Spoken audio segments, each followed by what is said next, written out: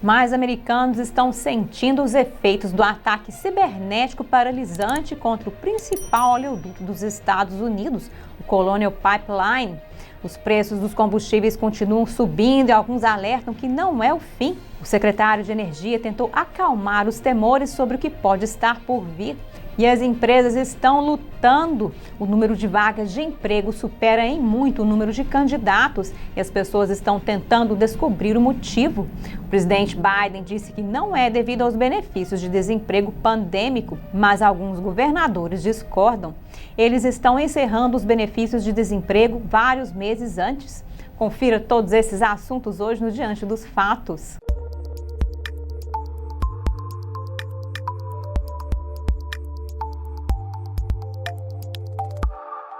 Olá, bem-vindo ao Diante dos Fatos, eu sou Marina Dalila. Vamos falar sobre o preço da gasolina e por que ele está subindo.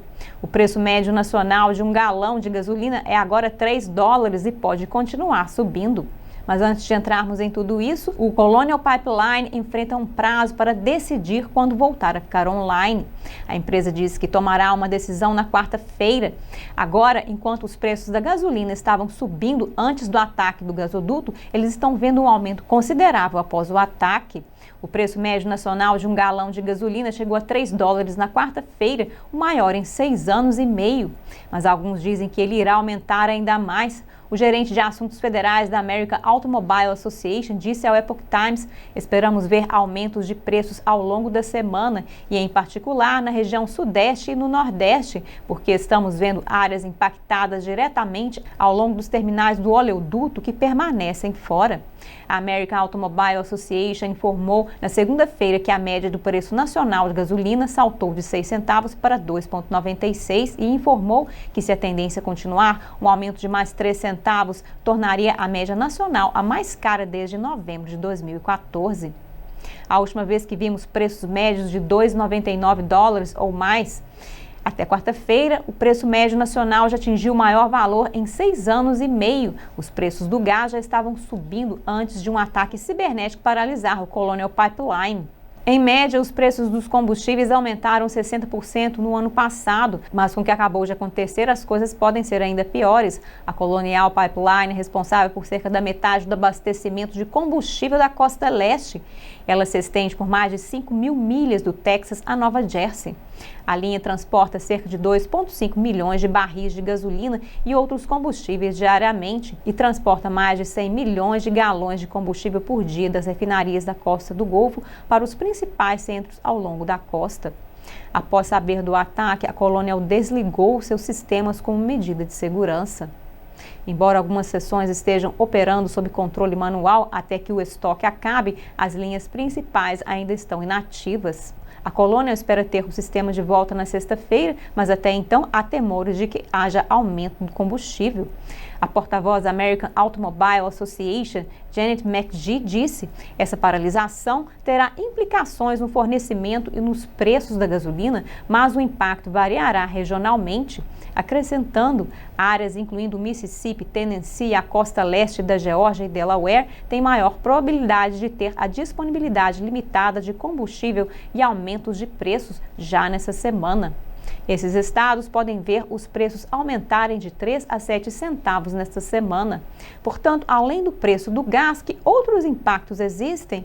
Na sexta-feira, mais de 1.000 postos de gasolina ficaram sem combustível.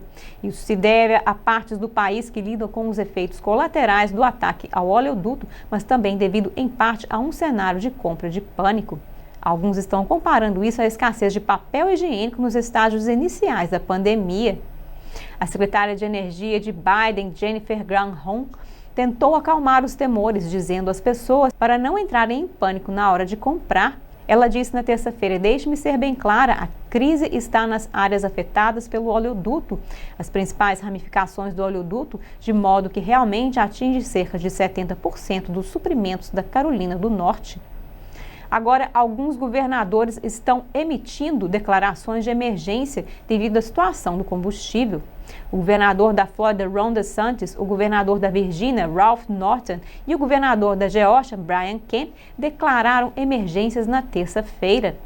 Isso segue a declaração de emergência do governador da Carolina do Norte, Roy Cooper, na segunda-feira.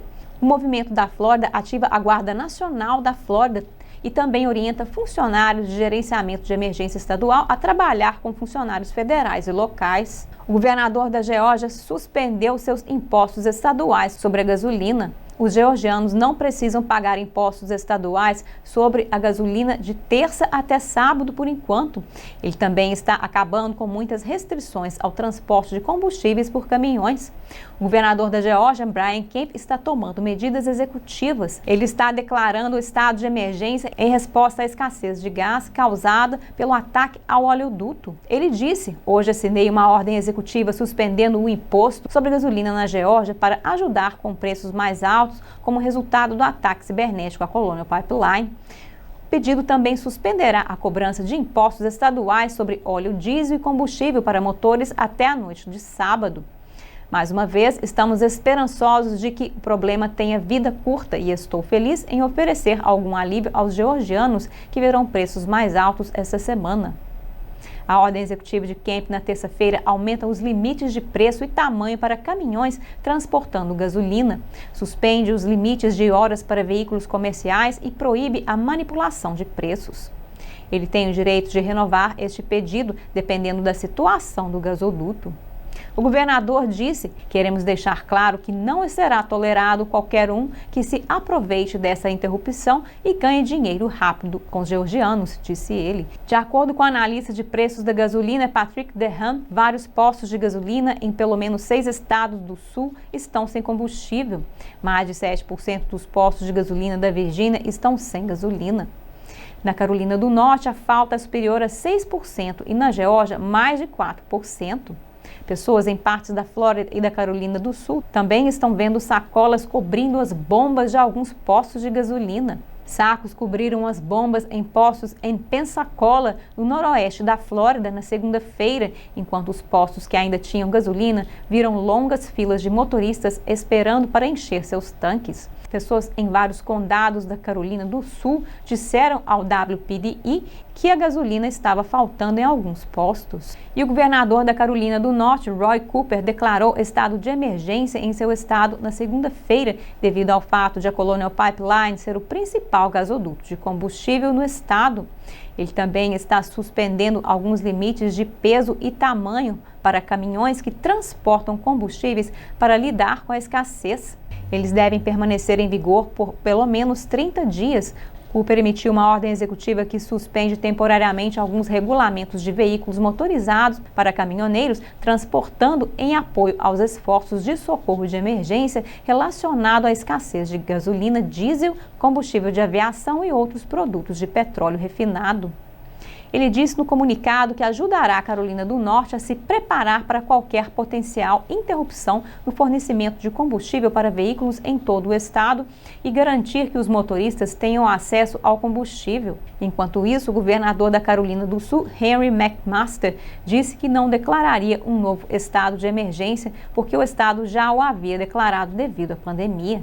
Já no âmbito federal, o governo Biden emitiu dispensas temporárias na tentativa de amenizar alguns dos desafios apresentados pela escassez de combustível. Esta isenção remove os requisitos em torno da pressão de vapor do transporte de combustível para Washington, D.C., Maryland, Virgínia e Pensilvânia. Em outras palavras, os fornecedores de combustível podem vender gás de grau inferior que normalmente não atinge a marca, devido a estados com problemas contínuos de qualidade do ar.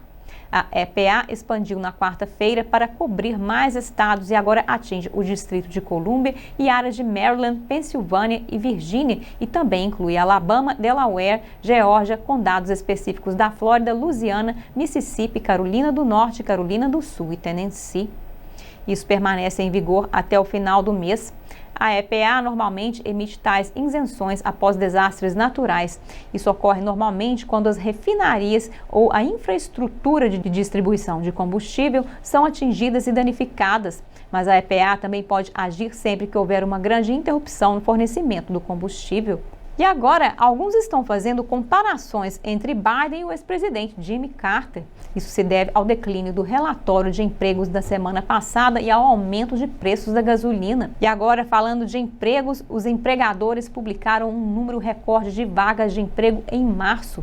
De acordo com o Bureau of Labor Statistics, as vagas de emprego aumentaram quase 8% no mês e para mais de 8,1 milhões em março. Esse é o número mais alto da história da série, que remonta a dezembro de 2000. Mas a oferta não está correspondendo exatamente à demanda. Um relatório de empregos divulgado na semana passada mostrou que apenas 266 mil empregos foram criados em abril, muito longe dos mais de 1 milhão que era esperado. E além disso, as empresas parecem não conseguir encontrar os trabalhadores de que precisam. Agora, o número de vagas supera em muito o número de candidatos e as pessoas estão tentando descobrir o motivo. Alguns senadores republicanos estão culpando a extensão dos benefícios do desemprego.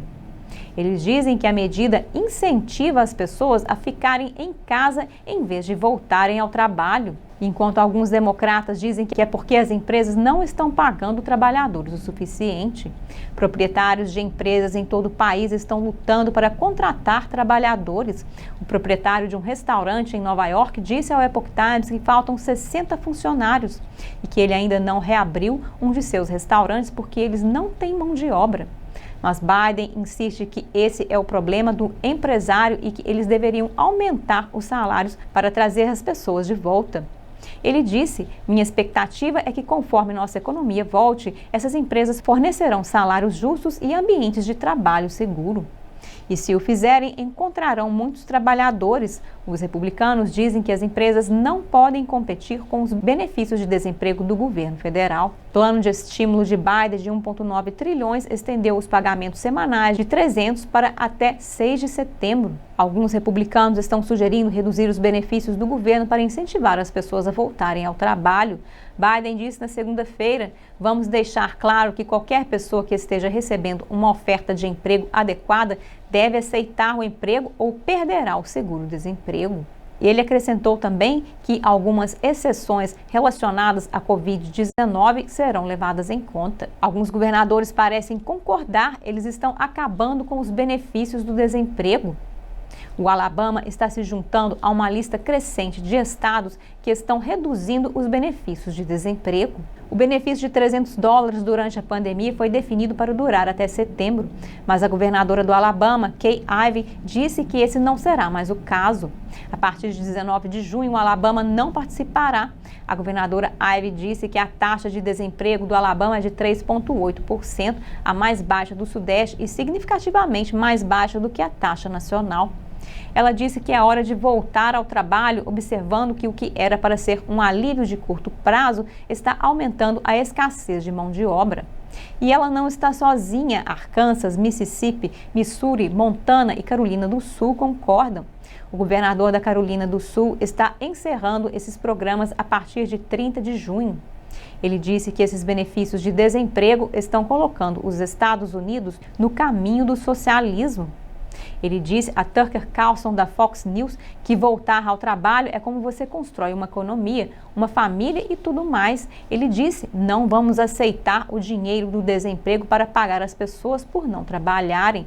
Temos avisos de procura-se em todos os lugares. Estamos recebendo ligações, cartas e textos de pessoas de todos os tipos de empresas em todo o estado. Eles estão procurando pessoas para trabalhar e as pessoas simplesmente não querem trabalhar. É uma situação semelhante no Arkansas. O governador disse que esses benefícios foram úteis no auge da pandemia, quando as taxas de desemprego eram astronômicas. Mas agora a situação é diferente. Montana vai abandonar o programa em 27 de junho pelo mesmo motivo, mas o secretário de Trabalho dos Estados Unidos, Martin Walsh, criticou a mudança de Montana. Ele disse que escolher eliminar esses benefícios críticos terá um maior impacto sobre os mais vulneráveis. Ele disse que isso forçará as famílias a escolher entre sua saúde e segurança econômica. Espera-se que a Flórida siga o exemplo. O governador Ron DeSantis disse aos repórteres na quarta-feira: podemos colocar mais pessoas para trabalhar, acrescentando que aqueles que receberem $300 semanais extras em breve terão que provar que estão procurando ativamente por um emprego. Por hoje é só no Diante dos Fatos. Obrigada por assistir e até a próxima.